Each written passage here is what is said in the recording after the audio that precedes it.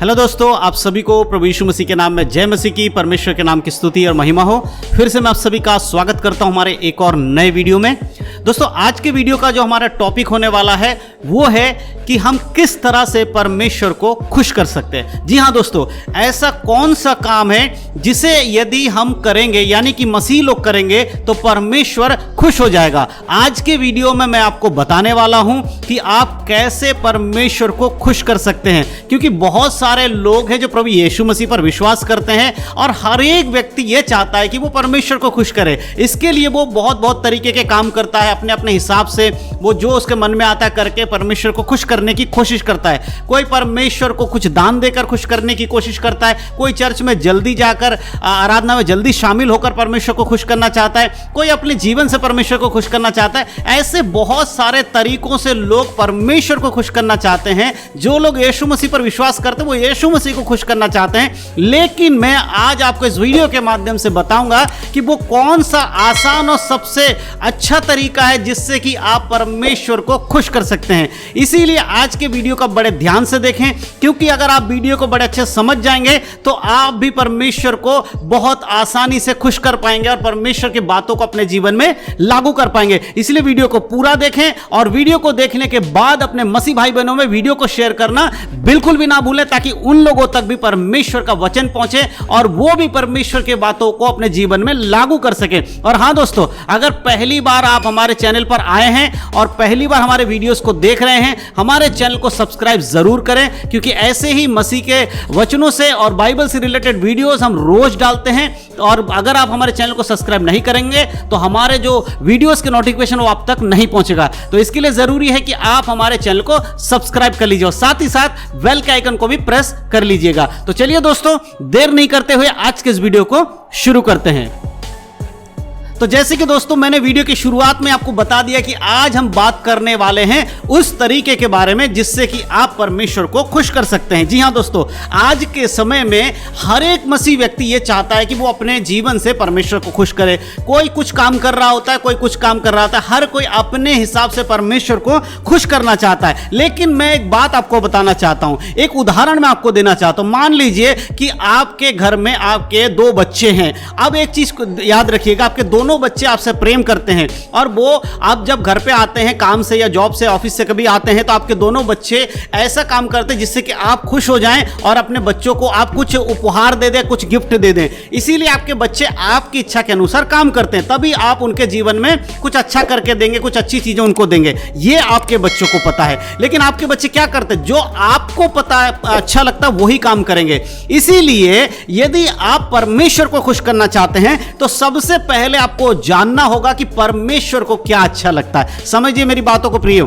सबसे इंपॉर्टेंट चीज ये जरूरी नहीं है कि आप क्या करके परमेश्वर को खुश कर रहे हैं, परंतु ये जरूरी है कि परमेश्वर किन बातों में खुश होता है। ध्यान से सुनिएगा, आपके करने से पहले, यानी कि आपके कुछ काम करने से पहले आपको पता होना चाहिए कि वो काम परमेश्वर के लिए अच्छा है या नहीं है, परमेश्वर उससे खुश होगा या नहीं होगा। जब आप ये जान जाएंगे कि परमेश्वर को किस बात में आप खुश कर सकते हैं और जब आप वो बात अपने जीवन के द्वारा आप करेंगे, वो काम अपने जीवन के द्वारा करेंगे, तो जरूर परमेश्वर खुश हो जाएंगे। आज बहुत सारे मसीह विश्वासी के जीवन से परमेश्वर खुश नहीं है। वो बहुत सारी मेहनतें करते हैं। बहुत सारे मसीह लोग ऐसे हैं जो टाइम से चर्च जाते हैं, टाइम से प्रार्थना करते हैं, टाइम से सब कुछ कर रहे हैं, बाइबल पढ़ रहे हैं, लेकिन उनके जीवन से परमेश्वर को कोई खुशी नहीं मिल रही है। कारण क्या है कि परमेश्वर की योजना और परमेश्वर की इच्छा के अनुसार वो काम नहीं कर रहे हैं। वो सोच रहे हैं कि हम ऐसा करेंगे तो परमेश्वर खुश हो जाएंगे। सबसे इंपॉर्टेंट चीज आपको यह पता होना चाहिए कि परमेश्वर को क्या अच्छा लगता है। आज मैं कुछ बातें आपको बताने वाला हूं। देखिए, एक वचन मैं आपके लिए पढ़ूंगा, नीति वचन। नीति वचन एक ऐसा किताब है जिसे हर विश्वासी को बार बार पढ़ना चाहिए, क्योंकि नीति वचन हमारे जीवन की कमियों को दूर करने में बहुत सहायता करती है। इसीलिए नीति वचन को जरूर पढ़िए। तो नीति वचन अगर हम पढ़ते उसके 15 अध्याय और उसके 8 आयत में लिखा है, दुष्ट लोगों के बलिदान से यहोवा घृणा करता है, परंतु वह सीधे लोगों की प्रार्थना से प्रसन्न होता है। परमेश्वर को खुश करने के लिए क्या करना होगा? जो परमेश्वर को अच्छा लगता है। परमेश्वर को क्या अच्छा लगता है? सीधे मन वालों की प्रार्थना से परमेश्वर प्रसन्न होता है, दुष्ट लोगों के बलिदान से परमेश्वर घृणा करता है। आज के समय में जब हम इस संसार में जी रहे हैं, आज अगर हम जी रहे हैं तो हम पुराने नियम के अनुसार बलिदान नहीं चढ़ाते, जैसे कि भेड़ बलि, मेढ़ बलि या अन्य बलि, धूप बलि, ये सारे बलि आज हमें चढ़ाने की आवश्यकता नहीं है। क्यों? क्योंकि हमारे लिए एक बलिदान जो परमेश्वर के पुत्र के द्वारा यीशु मसीह ने कलवरी क्रूस पर होकर बलि होकर चढ़ाया, अब हमारे लिए कोई दूसरी बलि बाकी नहीं रहेगी। लेकिन एक विश्वासी के लिए उसके जीवन के द्वारा बलिदान चढ़ाना बहुत जरूरी है। जैसे कि हम अपने शब्दों के द्वारा परमेश्वर को जो महिमा देते हैं वो हम स्तुति रूपी बलिदान चढ़ाते हैं। जब हम परमेश्वर को आराधना देते हैं हम स्तुति रूपी बलिदान चढ़ाते हैं, और यह बलिदान परमेश्वर तभी ग्रहण करेगा जब हमारा मन सीधा होगा, हमारे जीवन के काम बाइबल के अनुसार होंगे। यदि आपके जीवन के काम बाइबल के अनुसार नहीं है, यदि आप एक अच्छे मसीह नहीं हैं, यदि आप वचन के अनुसार जीवन नहीं जीते, आप चाहे कितना भी कोशिश कर लीजिए, आप परमेश्वर को खुश नहीं कर सकते। यदि आप एक दुष्टता का जीवन जीते, यानी कि आपके अंदर संसार की बुरी बातें भरी हुई हैं, आपके अंदर व्यभिचार की बातें भरी हुई हैं, आपके अंदर गंदी सोच भरी हुई है, आप शैतान के अनुसार काम करते हैं, और आप चर्च जाकर परमेश्वर को आराधना देकर बाइबल पढ़ के प्रार्थना करके यह दिखाना चाहते कि परमेश्वर मेरी बातों से खुश हो जाएंगे, तो ऐसा बिल्कुल भी नहीं होगा। वचन साफ रीति से कहता है दुष्ट लोगों के बलिदान से परमेश्वर घृणा करता है। यदि आप दुष्ट जैसे काम करेंगे तो परमेश्वर आपका बलिदान कभी ग्रहण नहीं करेगा। अगर हम उत्पत्ति की किताब में पढ़ते उसके 4 अध्याय में आप जानते हैं केन और हाबिल के बारे में वहां पर लिखा गया है। केन हाबिल दोनों भाई थे, दोनों ने परमेश्वर के पास जाकर बलिदान चढ़ाया। मेरे प्रियो, हाबिल का बलिदान परमेश्वर ने ग्रहण कर लिया, लेकिन केन का बलिदान परमेश्वर ने ग्रहण नहीं किया। और परमेश्वर ने क्या कहा? यदि तू अच्छा होता, तेरे काम भलाई के होते, तो क्या मैं तेरे बलिदान को ग्रहण ना करता? इसका मतलब कि केन का जो अंदर का स्वभाव वो अच्छा नहीं था, इसीलिए उसके वस्तुओं को परमेश्वर ने ग्रहण नहीं किया। लेकिन हाबिल एक अच्छे स्वभाव का था, इसीलिए परमेश्वर ने उसके बलिदान को ग्रहण कर लिया। इसी प्रकार आज के समय में भी हर एक मसीह ये जांच ले कि वो जो बलिदान चढ़ा रहा है उससे ज्यादा इंपॉर्टेंट है कि आपके आत्मिक जीवन का क्या हश्र है, आपका आत्मिक जीवन कैसा है, आप परमेश्वर के सामने किस प्रकार का जीवन जीते हैं, आपके खुद का जीवन कैसा है, यह जानना बहुत जरूरी है।